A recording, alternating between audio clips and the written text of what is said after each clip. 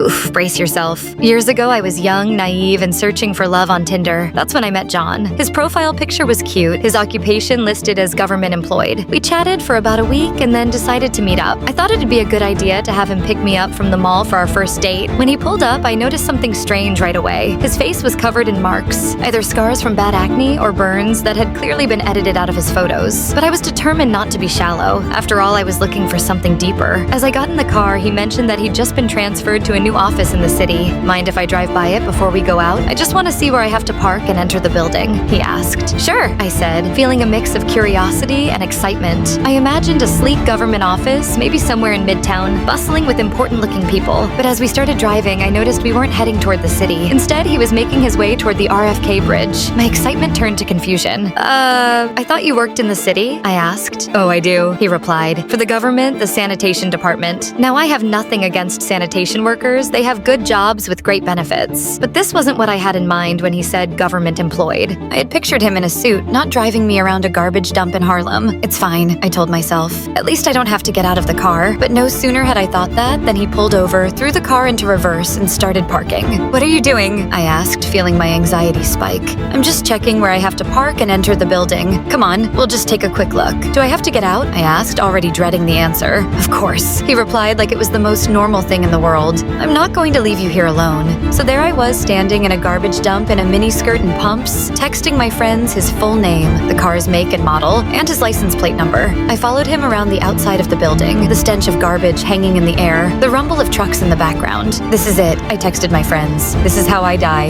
After 10 minutes of wandering around in the filth, he finally turned to me and said, "Oh, I guess I have to feed you now, right?" "No," I protested weakly. "You don't have to." "I insist," he declared. And without another word, I found myself being driven to a seedy diner. Bugs hovered around the fluorescent lights as we sat down at a sticky table. He ordered a hamburger while I settled for French fries, hoping to get through the meal as quickly as possible. Then, to my horror, he reached into his glass of water, scooped out the ice chips with his bare hand, and started chomping on them, his mouth wide open. The sound of crunching ice was the soundtrack to our miserable dinner, and I could only stare in shock. The ride back to the mall was silent, the tension thick. When we finally arrived, he turned to me with a sheepish look. "Can I at least have a hug?" I gave him the quickest, most awkward pat on the back in history, muttered, "I'll call you," then bolted from the car. As soon as I was out, I blocked his number and swore off online dating for good. For more stories like this, please subscribe and check out my book at the Amazon link in the description.